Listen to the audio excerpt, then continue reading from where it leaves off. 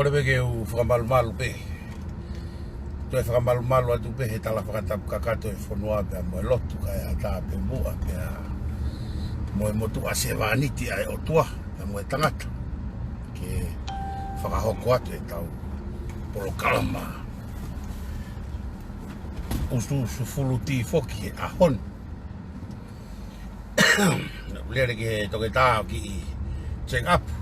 Pe a tama e toke tā. Koe pamu i pe wa e. Kai pege palanis. Ai ngaahi fui wa e.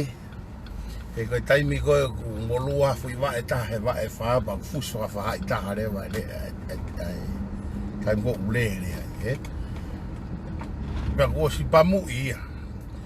Koe pamu i o na ia koe lau peki we fola kai kick up hake. Tamani. Ahoni na e koutari toke tāna e. Whiunga moe hou a tolu. Aro e taha ua.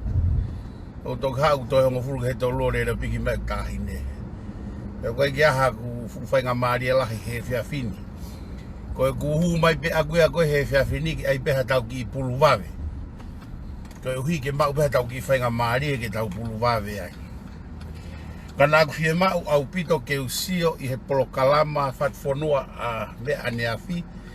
Pea moe na polo kalama he matalafo lau kai. Saspohiva pea mo mea. Pea mo piven biukala.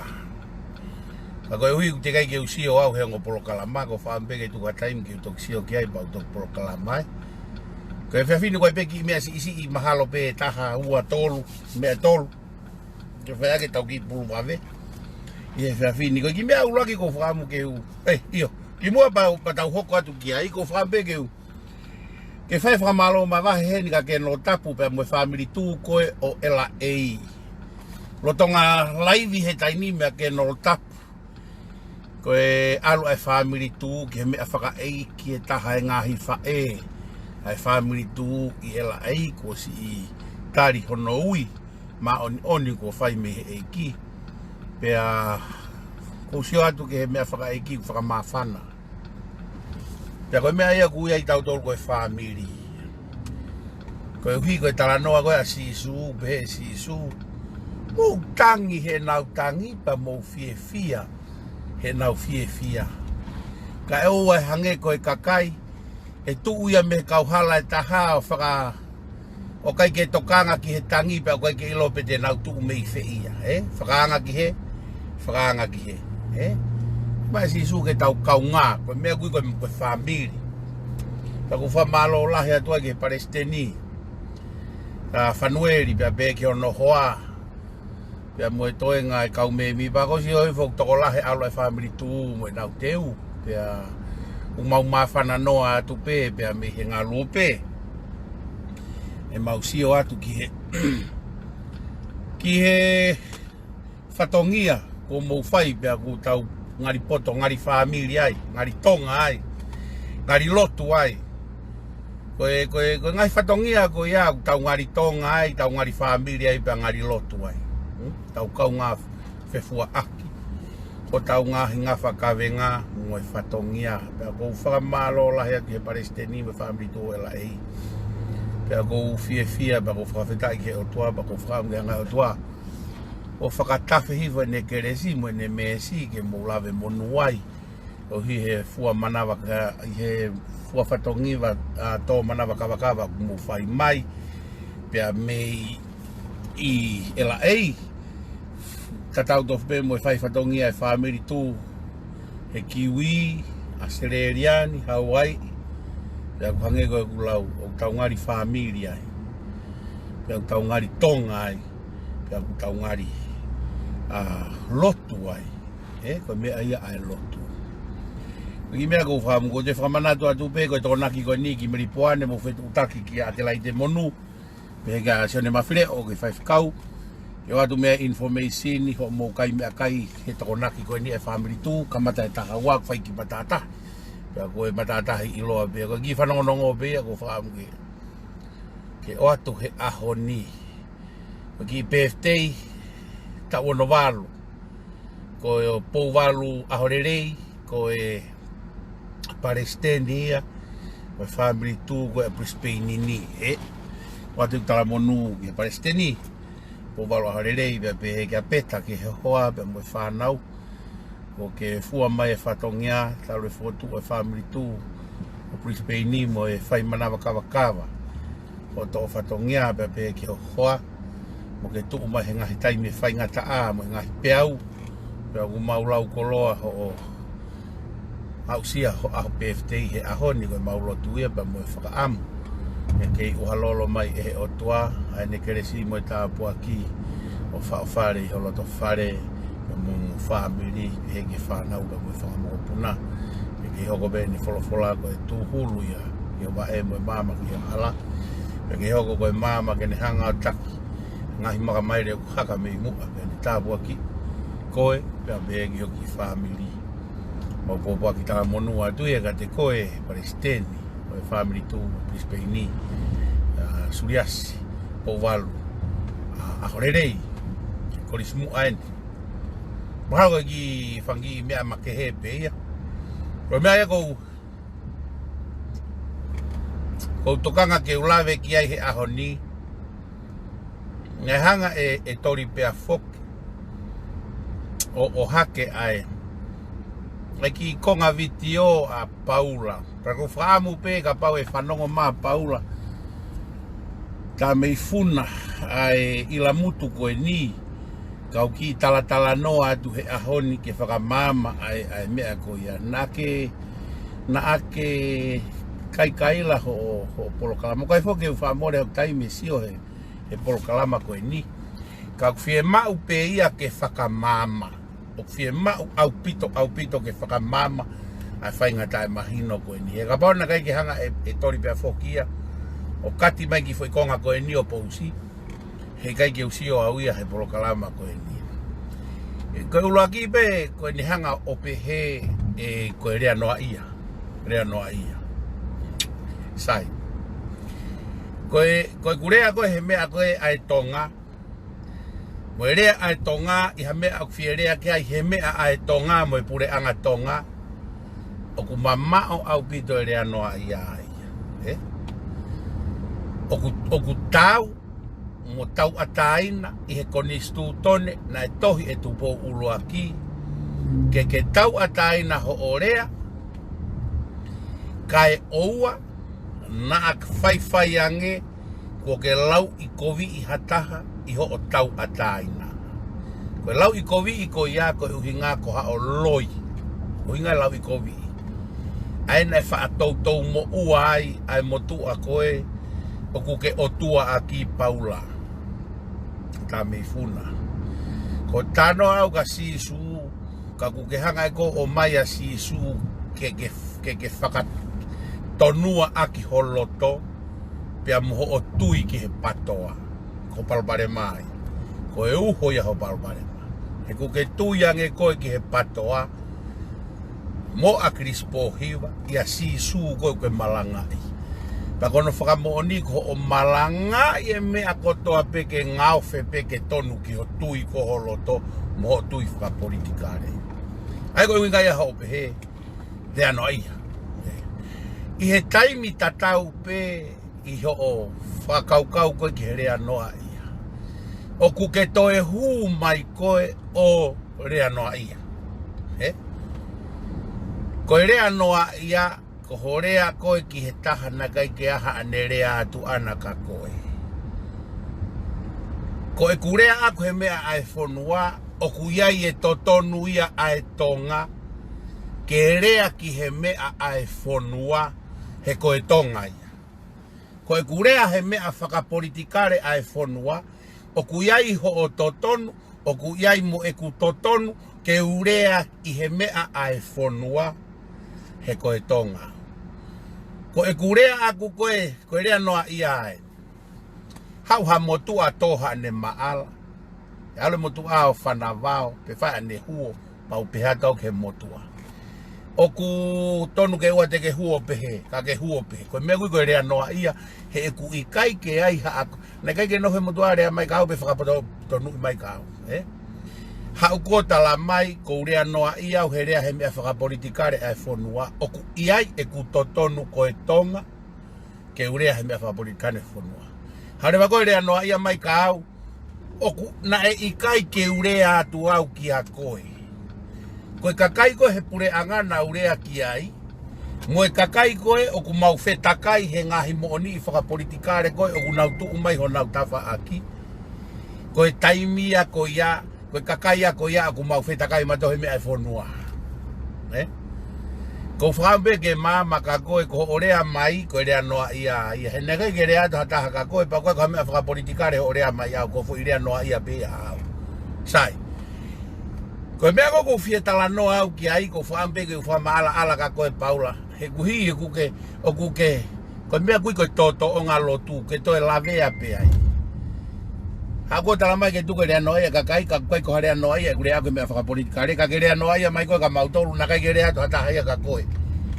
He koe kia haa totonu au ke rea mai koe ka mautolu he mea kumaurea ai he koe mea kumaurea aki uia totonu ke maurea mautolu he mea whakapolitikare. Sai. Ko ki mea ni ko wham ke tala noa ai iho tala noa. Ne ke hanga fisi ia na ke fisi ia I he whakakaukau koen ke mawo ofa'i e mau kore whakamore ki he tuki. Whakakaukau ke mawo kore whakamore ki he tuki. Kau tala noa atu ka koe ai lotu. Pake tala mai e koe ke whai pea e ko vipea o peo kore whakamore pe ki he eiki ko sisu kalaisi. Ka pau te ke to'o mai e konga koe he lotu ai eiki e paula ta mei funa pa te ke to'o mai e lotu koe na e ako I koe e sisu ko tui te ke mamai pia he koe fui whakarea koe lotu pe ta ke whakamore e mawanga hala o hange koe mau whakamore a kitautolu o ku whai e whakamore o ku whai anga hala mai ka te ki mautolu koe fui whakamo oni ia ko ulaki pau ke tau fe whakamore a ki kitautolu I mamani kai toki whai hotau whakamore a he langi. Whanongo rei mai paula ka te au. Tuku ai lau pe e te whai e kovi pa te hau pe kita whakamore ke e kipe a osi ai. Hala au pito pa te utatu ku ke hala pe se te au ai. Hena ke tala mai koe pe, ka mea kona koe pe, kor whakamore pe ke eiki ku sisu kalisipi whakamore pe. Fuwawe polau holongu tu, ka kai ke hao tala noa rei ke he uhinga o ngaahi kai la. Kau tala atu ka koe mea koe. Koe lotu. Ka pau te ke hau pe ko lotu o kore whakamore ho ofa'i hiai mamani. Ka koe ke kore whakamore koe ke he Otua. Kau tala atu ka koe. Ta e aonga ho ofa'i ai mea koe lotu. Ta e aonga au pito ofa'i mea koe lotu. Koe whakakaukau koe o kore whakamore mo e hulo wifi. Sai, hange koe ni. Kape mai koe ka te au. Pete kape ka koe. Pa ola tuki api. Ilo e he o matua nau kape ka koe. Pa moko puna koe me kitanga tamai. Ta ia tamai. Ha, ta koe whamore. Sai. Mawa leva ki api o koe whamore. Koe tau mai ene mea koe whakatata ke make sense ko atamai paula. Mawa te leva ki apu e tangata iki o kore whamore. Ta koe kore whamore, ta mawhoku mai ki apu. Koe huipe koe ku kape atu. Sai. Ka mai rea fwoi keise taha. Keise nai hoko he ngāwe. Ta ia ki tama he ngāwe. Turia he ngāwe ka ke ilo he tangata iki. Whailo. Mau atu he loia ke whenga mau ke kore whamore ke he loia pe ko hai mea whai. Loia koe ki tama nai lawea. Ke whai ke tamtea ke ai tikite. Mea rewa ina tala mai he loia. O aha ki toko naki. He ku whasi e masi I. Ko tanoa nai ke kape ku te luelu e pekita kape kore whakamore. Ko talat ka koe. Ko ta I ko lawea. Ko whekau he loia. Mo aha ki toko naki. Ai mo asila. He o ku whasi e ta masi I. Lawea lahe masi I. Pia koe mea rewa ku hoko. Ko heo ai haki sila, mau metate e matoko naki ai maki sila. Pea mao mai rewa, o ke api o whai kore whakamore. Koeha, te tai pea la vea pa hau pea tu lutu o lotu pe kasi su ko whakamore more e kwa ngahala e kwa la ke tamsipa osi ai. Ko whakamore more ai Otua, ko pau ke ulaki whai mamani whakamore more mamani, kai toki whai whakamore more ko he langi. O kai ke tari e tau lotu a tau tolo o kore ke whakamore more e kwa ngahala kau whihi a holo pe au I mamani. O kai ke aha, o kai ke ngā aue, ai fo I sistemi a ko ia he lotu. O te ke whaha o fusi e kakai, mo taki hala'i kakai he whakakaukau ko ia. Koe whakakaukau ia koe o hulo wifi. Pau koe ke toi uhinga ia ke o tui e te unga la'i I fi hange koe mea koe nai whai koe aho koe. O koe ke whemau ia ke toi. O ku whemau ia ke o e fonua e tau tutu he koe fonua tu po uwha tu ia Tonga. Nai uhinga ia ke o ulaki o ke ue Siriana ha. Ko whamore more ke ue Siriana. Hono tutu tungi a keiti. Paula. Ko tutu tungi a keiti na tu e puksopa pure hanga. Tutu ai mo e uhimi, mo e tohi tapu, mo e unau e lotu ai. Tutu ai uhimi mo e tohi tapu I he wharekoloa siasi. Ko e uhinga ia ai o koe o kore whakamore more. Uraki o ke ue Siriana o kore whakamore more ka nau tolu. Hono tutu e nau e siasi. Mo nau ai Otua mo e lotu. Mo e ne folofola. Pia osi, omai koe whakarea pe hulo wifi. Koe whakarea ia ku. Koe tau whaahanga pe o ai. Kau I kai pe ke ai hatai mia e kovia e whakaapa. Tau tamai te toko tau tamai. Mon pe paula. Koe Otua koe tau tamai. Koe taimu tau lau ai tohi tapu paula. Pea ku kehe ia. Poti ka alo lau e wahe whaa koe o. Wahe whaa koe o. O mea. O Fakahā. Ai alu kasa ne Fakahā koe ki he langi o sio ki. Ki he structure koe o langi. Structure o langi tala mai. A fio a ngaahi pe askoa pa iai leva e. Ai mea mo uie whaa. Hoko atu e leia, pe hoko rewa e kau tangata, e kau matu e toko ua whaa mo nau ngahi pare kou la. Pe oku whakareia rewa, Tako langi oku structure, o kai ke halalau noa ia pe kau angelo e ko hiko e tau tamai o hange ko e tau halalau I api mo e tau whanau mo e mea. Ika ai. Oku to structure mo e pure anga e Otua. Ko tau tamai koe kui he langi, o kui ai e kau selafimi, o kui ai selupimi, o kai ke tau atu peo ai noa ia. Iyo, hanga e Otua ui tau toko e ne whanau, tau e Otua koe tau tamai. Ka o kui ai pe, ai mea koe, whakangata. O kui kai pe, koe tau alu pe, e tau whanau, Otua pe tau tato whakalaka e Otua. Ko mea neho kalu se wha, tano agia e tohi koe ai sea, pe ko isa ia vai tā wha. Mo tohi a iskeri, hono whakapuna hi whoko e mi langi koe a ru se wha. Koe whainga na tula koe. Koe whenga, na kuongo I au pito ho hanga o hofi ai. Ai o ko kore whakamore mo e hulo wifi. It is a figure of speech. Koe uhinga koe o whakakaukau e hulo wifi. Koe ri ki lalo kita. Koe whakailonga e whakatō ki lalo. It's a figure of speech. Kakai ke toi whaia he o hulo wifi ko he taimi ko he. Koe tau o atu pe a tau toro ko e o lotu. Mo e o alu kumihataha ke tau o ko e tau speaker. Pe koe Palestine sa sue Siriana, pe koe tau omai ha matapure. Ke alo whakahoko. Koe ki tau kau tato he rea ke ele tui. Pe tolo o whakahoko. Ka ke kai la koe hangete ke topoto whare mahaki. O tala mai koe. Ai e mea koe apake ai mai hoki kai ngā lotu na ke whai whekau ai I whekoani. O kui whekai ngā lotu koe. Hame aku hoko ke kai ngā lotu na ke tau ki ai. Ka kai ku ke tau ki. Koe mea tau eke he ngāhi mea. Na e au ngā ho fō ngāhi. Na e au ngā ho whakamatala ai. Na aonga ho ngaahi whakapoto kone u whakamatala koe ni aim ho ilo kone tohi tapu ilo loloto.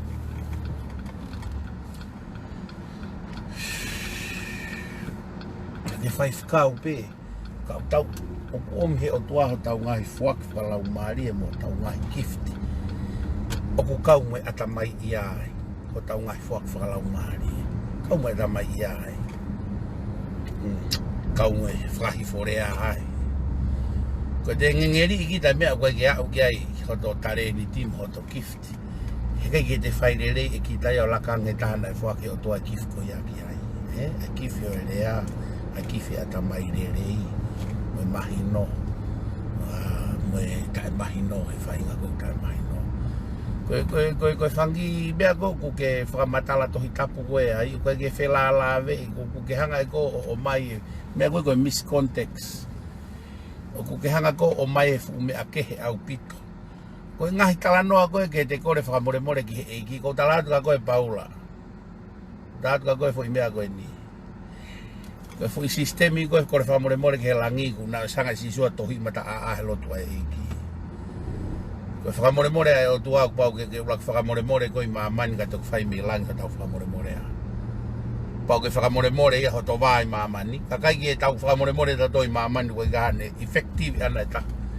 Te pehe koe tamalotu le rei kita koe ki te alf kore whakamore ka kakai na te moua paanga ai wa kakai na te faikehe ki ai.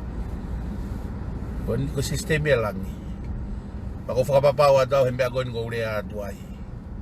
Tuko e lau ia koe whai a mea whakamore peke e koe lop mesi koe te tamai. Tahi o tau wā i maamani, tau tau wā me kau ngāpi, tau mo tau wā ke Otua. Koe lo tūki, hai pia he ngofi kau koura. Koe tau hipi he tau wā i maamani, koe hotoke neki anga ia te tau mo tau wā mo te tamai. Whai kita lotu whamore. Te lotu kita ke he Otua ke tokoni mai ke teu ke walo kore whamore. Ko hi ke ohi he Otua no lau maari ke kakai ko iana te atpa tā kita kakai ko ha. Ko pau ke te fōu kita he fōunga ko ia. Lotu ke Otua ke whakamore i kita mo kore ke tokon mai koe mea ko pau ke whai. Koe mea koe ke he tau o kore whakamore i maamani koe fu mea moia ko pau ke whai. Pea ke tala mai e koe ho alu ke putu ke te. Lahi koe mea koe ia, koe mea koe lau koe ke he putu. Mea ata pea e whamiri.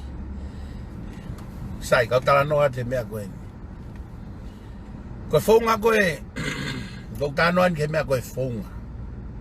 Koe whaunga koe ai sestonga, ngai sestonga he nau taritari koe ai malanga. Koe tangata ai koe pure pepe koe whai whekau pe une tari ai koe sestonga, koe tanoen ke te sestonga hoiki. Pure pepe koe whai whekau, kune te alatu koe whetapa koe te huat ke ilonga. Koe tau tolu pea unau whai mai tari koe te whetapa. Sai, te hari taia koe ke kawa kosperi koe siranau ke heia. At kita ke wesiriana ni o koe pure ia une tari he mata pure e te whetapa. Tari he mata pure e whetapa. Sai. Koe wesiriana ni. Pea koe kosperi au tau mua. At kita sias wesiriana ni o tari pe he mata pure ka koe hou eiki au tau mua. Kitautolu e kosperi ia. Kama ulaki ho eiki. Lahe ngahi fonua kehe peia. Ko mea kou mahu inga. Ka kou alo lotu i sastonga. O whae nau fonua. O te alatu kita me fonua ue siri anau fie poto i mutangu hala'i moha. Alpa kita nofu ai. Ko ngahi fonua koe ko mea bea e tangata. Ko koe mea e tauanga hala'i. Whai peia ko ka merino pe hono whai ona he lotu pe whai pe mo eiki ai. Ai mea ko ia whai pe i he eiki. Ka palpare mai. Ange ko tano ko ke putu. Ka pau guaha kakai he putu. Una ke talano mea ko na ko foloa kariu ke malangai ai mea ko na ko tano kai. Ai mea ko ni e o ko ofa pe aloatu mo ngatu pe lau i whakafoki mai e ngatu. Mea na foloa kariu ma ko tau ni hongo futu pe malangai ai mea ko ia. Ai tau ko sio ke ngai mea ko ia. Ka talado ai mea ko ni. Mea tau atai na peia ai tangata. Me atau ataing na pe ai family. Me atau ataing na pe tangata mo family enau fonga. Pe nau meri no ai pe varere ai. O sila he ngaahi family he ahoni. Kai ke nau tuetari nau tole ai koloa. Ai be nau tolu ai sila pau tokoni ke mea. Koe ngaahi family nihi. O nau tari pe nau tole koloa. Pe nau fua fatongia koloa pe nau tole. Pe koe family nihi paula. Nau tari pe nau tole koloa mo sila. Ka koe ke toi totong whakafoki. He ko expect koe kakai pe ni ihi. O kunau kei whai mea koe ni koe o ave enau hala pe toi tari ke toi tari mai enau hala. O si alu taha ko toa pe ko alu mohono hala koe tau mua pe koe ofa. Koe whai mea koe ke tari koe ngaahi hala. Koe mea pe ia ai family koe hanau tolu mea whakaiki. Ka tari, pea kai tari. Koe ka palpare mai ke kakai koe na e omo enau mea koe koe ofa. E na nau o pe nau tolu koe ofa. Na kai ke nau o nau tolu koe ai fetongi koloa. Ko hinga ni ku tala noa he ku ke hanga e ko to ke extreme pe ai o palaku hanga e ku pe he tau me fakatokanga'i kai. Ko me be family ko o mamahi. Pe te nau tari pe ai paanga pe ta ai ha me fakatonga la he au pito me fakai ke ahoni wai pe he. Ai paanga pe ka ke te ah me fakatonga ia. Pe ai ngai family ni ai mea whakatonga nau tolu. Toi ai paanga. Pea oskoea pea nau tari. Pea koe family ni. Koe ke whakatari ia. Koe mea koe kumahu inga. Koe hape mea ia koe kuloto ke ai family. Koe ke kau koe ai. Koe ke more ai hao ngatu. Mea peia a nau tolu. Koe mea kuko uie e au koe rea noa ia. I kai ke ai hao kākunga, taha he mea whakaeike ai kakai, pe hao totonu ke rea ai. Hao rewa ko tala mai ko rea noa ia au he kurea he ngaahi mea whakapolitikare, o kuiai e ku totonu aku ke urea ai au he koe Tonga au. Koe rea noa ia rewa ho hawa o rea mai he mau mea ku whai, he koe ke mau rea atu mau tolu ko ho malanga mo ho mea ku whai, ko mea kui koe rea noa ia ai. Kung whenga pe ke vete pe he mahu inga maari e pe ka koe. Ai fui mea koe koe rea noa ia. Moi mea ku ikai ke rea noa ia. Ka pau te ke rea he mea whakapolitikare e fonua paula. O kai ke rea noa ia koe. Koe hi ko ho na. Koe mea ia koe o kutau e tautolu koe rea noa ia ai. Koe ngaahi ko whaamu pia ko kumalohinga pia oku pia koe mea veku whake Otua ka te au. Ai whainga mama koe ke te hanga define mo vete ke mahu inga maari e ai ngaahi mea koe ton ke mo oni. Moi mea koe ton koe ke loi. Hange koe ne rea noa ia koe he tau mea koe whai. Koe kurea koe ke he patoa. Sai, apau mo pehe koe kurea whanoa ia rea ke patoa. Ikai, koe koe kurea noa ia. Koe uhi koe pati whakapolitikare patoa. Pea na nau whakarere he patoa ai fonua. Politikare ai fonua. Pea aku iai leva e totonu ai taha kotoa pe i he Tonga ke rea ki he patoa. He koe pati whakapolitikare. Koe nau involve na te mea e fonua. Koe mea e fonua ku o ku tofuhia ai Tonga kotoa pe.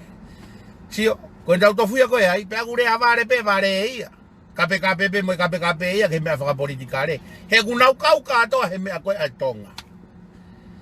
Koe tau kau koe mea koe Tonga, au taktaha tu waki ene tawhaak. Tu waki he e tuuia, ai ma'u luta e merino, mo tau wanga whakatonga mo e mea. Koe uhi ke tokolahi e kakai ke tau tui tatau kai haka, e merino e fonua. Tu waki pe he patoa ia e tau, mo tau kape, mo e ngai ulunganga ko ia. Pātawa politikare patoa ai. Tau tole koe kakai pe fonua, o tau rea atu koe mea koe tau kau he fonua. O kou kei passport i Tonga pe, o kou kei tohi tau Tonga pe. O kou kei citizen Tonga pe. Neo ngoe kunofo e fonua muli. O kai ke uia koe rea noa ia. Koe kurea ke patoa, o kai ke uia koe rea noa ia. Koe kurea he e kou kau koe Tonga, he koe pati whakapolitikare patoa. Nā nau whakarere kovi e fonua. Mo whakaulunganga kovi e fonua. Hange koe kulawe koe rea noa ia, koe te rea ka hamea koe ke hate ka akunga ataki ai. Ange koe nerea mai ke tu. Kai ke hade ka kunga ta ke tu. Koe mea koe kui e au koe nea noa ia. Sai koe ahoni. Tau tata noa i peheni ke whakao se tau. Koe ahoni koe nai whai e press conference e ahoni. Kana aku fia lahi au pito. Fia lahi au pito ihe ngaahi mea nai tala noa ke pare mia. Walpe aho mo tau sio pe. Koe pare mia penea nai whiri ki he ahoni. Koe uhi he ku mata ku masilange. Ai ngaahi mea ku hoko he aho. Masilange mo ngaahi whehui. Koe pare mia penea nai omi kene. Soke ke whakaotua pe tau ruea tau tau. Mea kou hoko pa tau whawhetai pe ai. Ke soke ki he hoko koe ai me aki Tonga. Ai koronaki Tonga. Alu pe koe verieni maa tahaeni ai Omicron pe toki ka o ki Tonga. Sai. Foi positivia, effectivia pre angi mua. Na nau malu ia Tonga, mei he kolona, e ngahi verieni fakatu tama kia ki imagine ka pau koe teo taana e au ki Tonga. Koe hui he koe ongo verieni na e peheni. Koe teo ta, na whakairirifu angeia, kai tuai ene mofere. Koe Omicron, o ku maa ia, kai vave ene mofere. Sai. Malu i tautolu he pureanga koe ni ko osi, i he ngahi verieni, whatu tamaki. Nau osi mai nau tolu kei peke huia. Toki hua te COVID ki Tonga verieni, koe o ku maa pe. Tai taha e mate mwe. Mono me. Koe mea koe ko mahu inga ia. Hu mai kau tama koe ni. Koe kau tama e nia ke nau tari ea uatu ai. Ai kolona ki Tonga. Kono whakamo o ni e. Ai maasila e nau timi koe ni hono tari e ngahi whehui. He koutui na me struggle e tangata eik pare mia kua osi. I he tari whehui. Pue ngahi press conference o hoko peheni. Pia aku toi leleiang e whakamatala i mohono present e he pare mia koe ni oe ahoni. Ai ngahi mea koe ku hoko he fonua. Moe mea koe ku hoko ko he aho. Sai, koe mea koe ku mahu inga ia he ahoni he presentation koe e pare mea he ahoni. Whamatala he pare mea na nau whakataha. Moe ngahi tauna, moe ngahi kupu whekau aki, moe ngahi waa ngāu e business, moe ngahi waa tauna tokoni ki Tonga, ki ngahi mea ku whai he whakalakalaka i Tonga. Moe mea koe ko whakamooni ia i koe kau tangata pēnia na espolo i mai ki he pureanga koe ni. I he tuunga whakalakalaka whakaata mai na nau tala noa ai. Koe hina nau i he pureanga koe no po hiwa tu e one toa. Koe nau heke mai koe ni, oku nau toe develope fakau o maalunga ange o koe mea koe ko improvement koe fakau me pureanga ko o sike pureanga koe ni. Sio, koe whangi wharea whaa koe hapai, koe toko ua pena e hawai. Hangarewa e tui one toa, hiki estendeti koe o ngai wharea whaa koe ni. Ani na toki osi. Hiki estendeti ai e whare mālolo lelei au pito i loto. Na kai ke whare a whāko ki moana kai ke whare mālolo e hufanga he whakatau ai pe mea maa. Mea tānoa. Na kai ke ha toileti ia. Harewa tu ane toa ngāhi e whangi whare koe ni. Oia u toileti ai. Sai. Mai mea ofasi ai nā prefab mai whangi whare pe ia ke refugees. Kai mi whakawawe. Kai kia hano toileti o na ia ai hufanga whakatapu. Katau ai pere a mahino. Koe whakarea koe a pare mia i he ahoni i he whakataha pe he pare mia. Koe whakakaukau koe o development e whakalakalaka koe o tainimi. O ku ikai koe taulanga pe fonua ke he tuunga koe na e ia ipe. Taulanga e fonua ke whakalaka he tuunga koe na ia i. Pea toi rere iangi. Ai kone whakaukau nai pe, kone pe, koe whangi whare a whaa koe ni kua stari ke langa. Hono patseti koe walu mano ni maafe. Ai koe pehe paremia. O kai koe taulanga e whare, ke langa peki o tatau mo ki whare na e holo. Taulanga ha whare o faka'ofa ofa, ke nofo ai, ke mahino ku hiki standard of living na nau ai, ke standard living o toi maalunga ange. Kusi koe whakaukau ia. Hoko ai palo parema koe he pe au kula, o nau sio ai ke fo imea eta. Sio, koe umea koe ni o ku whai koe ni, o ku hange pe nia hato e topu apu atu pe ia i he mea na e lere pureanga koe ni na nau iai pa nau tokirima ke pureanga koe ni.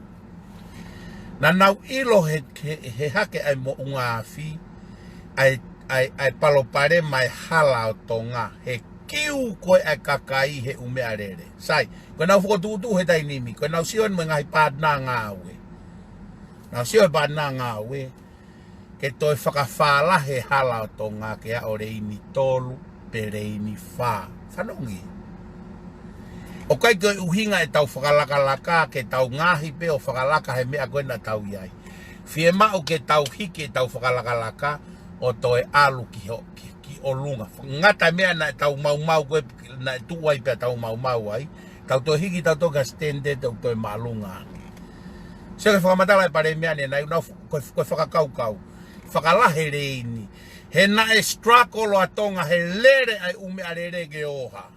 Emergency. O ikai ngata pe he whakalahe hala mono whakarere e hala. Sio tau te whakpeta toke palani a puhuiwa tene toa. Palani langa, palani ngaahi hala. Sai. O ikai ke ngata pe he hala. O kutoe tuku atu moe ngo whakakaukau ki he ngaahi hala whakakawakawa. Ngahi mea katoa koe nina os akahi pe fo i whakakaukau ia i he taimi ko pohiwa tene toa. Langa, infrastructure whakarere e hala whakakaukawa. Koe sio ia he palo parema koe na e hoko he mo ngaahi. Hoko foi palo parema he mo ngaahi. Koe upgrade ia o ku tala noa kia e ngahi hoa ngāu e fonua. Pea mo e ngahi pure anga koe kwa manake nau tokoni mai. Upgrade tau hala ke alu ke toi whakawhalahi ange. Koe matu i fulahe mea rere kakai tonga taini. Ko hui koe hoko koe ngahi mea emergency o kei flow rere ipe. Pea e toi tokoni lahi ange. Apau na e hal whakawakawa koe ni i folaha. E kai ke toi takai pe taha e fui hala tau whaahau pe. E haua e kau hala loto ia, wahe loto ia mo mea tena huna toi folaha. Kai takai hake ahi hifo alu hala hifo. Alu leva hala loto he hala koe tau whaahau. Alu leva mo hala whakakawakawa koe pea mei pātangata ke alu koe ki tala fo'ou. Alu aha hake ia.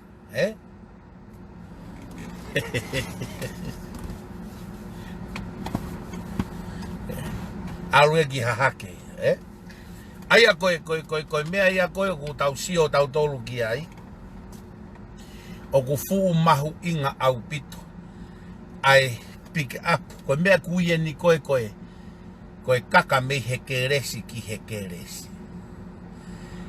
Hu mai preanga pohiwa tuene toa. Whakalanga e langa whare. Whakalanga ngaahi hala.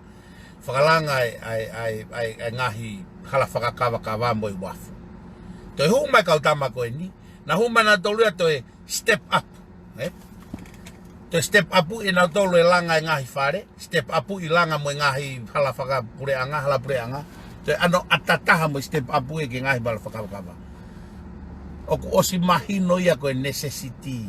Pe tala noa rewa ane nai ai pare mia. Na e omi he e tu maari e mei nuu sila e waka e ono. Mai rewa e pita tau tofua tiunia e waka e walu. Na os kamata hono wahe waka o whakatatau ki he fie mau. Ave waka e taha me nusila ki nomuka. Waka e taha ki tonga tawha ki pātangata. Pea ku ave ki he ngahi kōsiri o whakakolo. Ke lava maa waha nau se ni tange koe alu koe kau tau mātau. Ma tui ala kau tau mātau me kau uku nau totongi whanki wakake na uo ai. Pea koe whalaite koe ni e tu whai e palau e tolu noa na mai meisi aina. Aia koe tāketia ai pure anga ki he whoki e kakai ki he no molo. He koe tau mawanga mo ui e. Koe tau koula e. Ave, atahi mo uta. Me ai ana e whakamalanga i ai koe e he paremia kua osi ke ngaahi hala uta, mo ngaahi hala tahi, koe uhi koe ngāu, hotau, natural resource, Koe mea koe, koe mea koe o tau fie ai he paremia koe, mo paremia kua osi. Me paremia koe na e osa koe ki mua.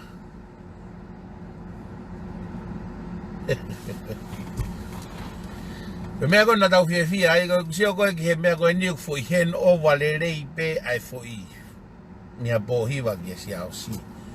Ono amplify e umea koe toa pe to e whakalahi ange, to e whakarerei i ange. O langa mo e hala whakawakawa kutu i kaua i pe mo e wafu. Na e mwe tare a se aus ki mua pe se aus. Oku hako ni koe nau hoko atu me pure anga koe ni koe anga mahe ni pe aku nau pick up atu ai pe ngai project ki koe mu whanongo mai ki ai kau patoa koe mea koe tala noa ki ai oku ikai koe rea noa ai tau tala noa he mea hotau fonua koe rea noa hau whai aku haku mea kaki hau koto e rea mai ka au ke mea ku whai pea ua koe ka pai whakore ki kare ki mauto Iyo,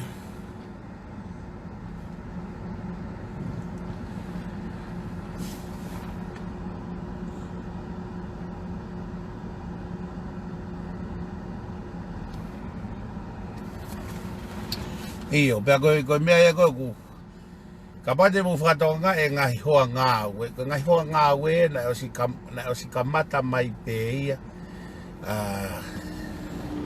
tau alu e ni ke kuonga whaingata i ai kakai e fonua koe ha e ofa fifita ka taki pe koe hae ai mea ku whaingata i a ngai kakai e fonua mu whanong mai patoa pa mo mai tari koe koe ha mea ku te whaingata i a ngai kakai e fonua kau ki whakarea tau he mea koe ni tō e fu tāwhea i Brisbanein mo se ne koe ngahi whare koe mau he tāwhea koe a Brisbanein lahi ange he u whare katoa koe i Tonga katoa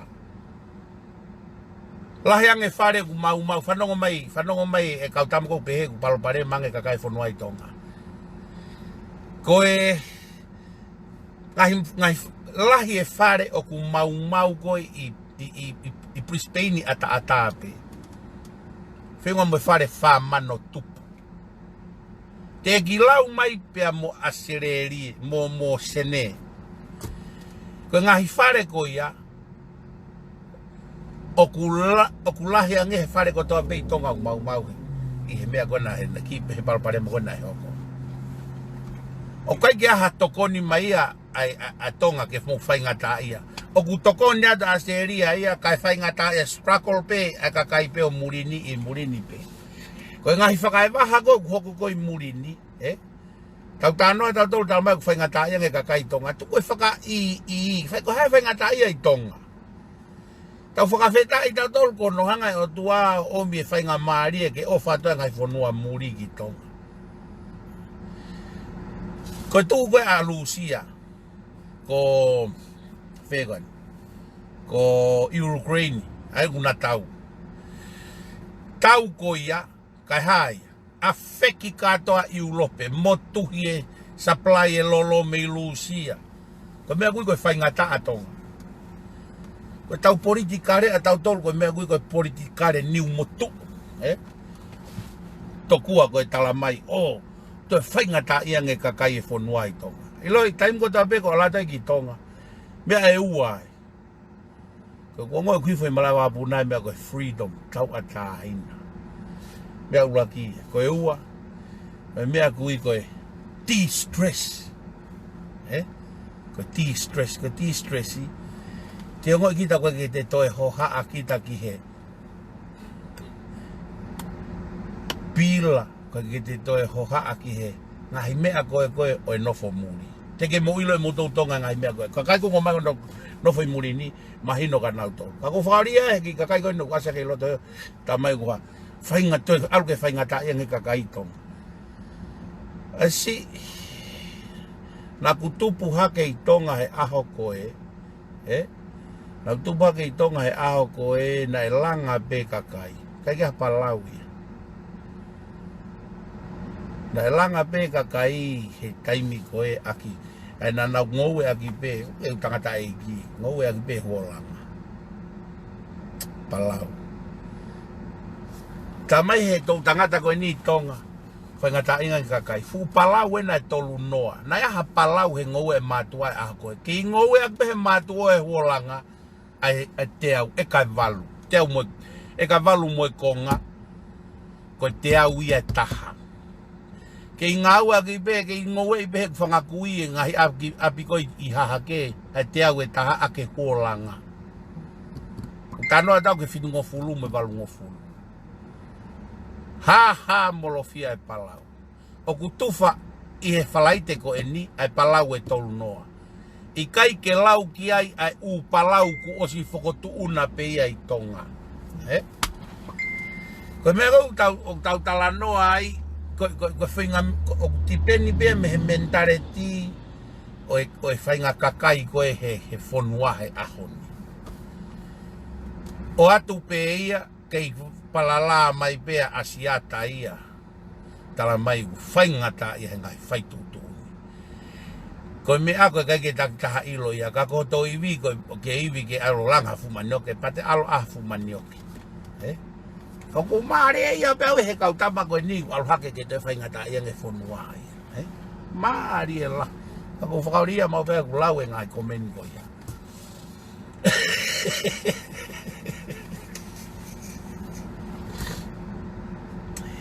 Kia au whakalaka lahi mone fonua. A Tonga. Osi tauni, tau e whaa koe ni ka hoko mai. Tau langa ia e fonua. So koe fupalau e tolu noa koe. Ngāhi whare ni mange au koe. Te kekea ngahi tokoni lahi pehe ia kua whai ki Tonga mehi maamani. Container te au tupu koe ni ko o atu ke tokoni ke ngai family. Koe ne o kei tohi mai peu whainga tā ia e fonua. Mo talama e mo tolu koe, mo hohaa koe kolona koe, toko tahawhi tupu. Kamata e tahawhi. Oku keisi fo o e lau mano a fakastate Australiani. Koutu koe mea kulakton ke fakatontonu I Tonga ke fakatontonu e mindseti koe kau patoa. Kai moilo mea tupunga pehe koe kakai. Kutu koe pehe kakai. Koe hanga he patoa o confusing auto. Alu e politiki o hu ki ngā e whakapure anga. Hu ate politiki ki hea. Hu ki he lotu. E mea koe lau. O ngofua ke alu e lotu o fakatontonu e politiki. Kau koe ke tari e politiki ke hu mai ke lotu. Mea lotu whai koe ngā koe whakaulu nganga mo whaka oni. Pau whemau peke oni e politiki. Politikare, sosiare, komesiare. Kau koe ke whemau ke omai nau ngāhi peisi ki anau doloha. Wharere ake lotu. Mau e sipoti koe ha hu ke politiki. Mau e siasi koe ha hu ke politiki. Ngau e politiki kune whai mea koe mau. Pako nau tolu kunau twist. Sio ke tau koe ni pia mo whea koe ni. Tau koe na Lucia mo mea. Whamatala mai koe seniare koe a Lucia. Toki hau ia ki Ukraine o ilo.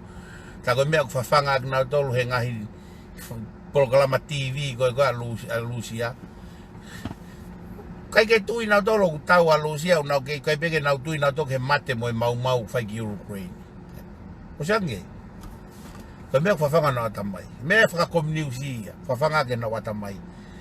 Siaina, mea tatau. North Korea, mea tatau. Whawhanga ko na watamai. Alo i peo hoko fo imo oni. Hoko mea moni i tua ka nau sio pe nau te he loie pa nau tui ki ai. Mea na mea au kia tonga e taimna i preanga i patoa. Kamata ke nau puke mai e TV, mo e re tio, ke nau whakarere. Pea tuku i mai rewa for free students, Tuku i mai a piveni mo tu iwata. Mo e foi feti rene rena. Mo e kere a ke nau hanga. Nau hanga confusi kakai. Mio e uto e kakai. como paanga enaku. E paanga ki motua ku no fono be no kava mo hau atu hako politiki mo ke paanga. E na alo ave hane Texan efe. Kai no foi kakaia una ngāu. O tex ke pure anga. Se ke mea ko mari. Na uraisa ke pe o mea una ilo ulahiange vare he poto. Na ohofi e vare o ilo e mea koe ke ngau e tama e vare. Koe ni totonu. Koe mau paanga. Paanga lo tonga no fono ai halope o tātā halope i koro.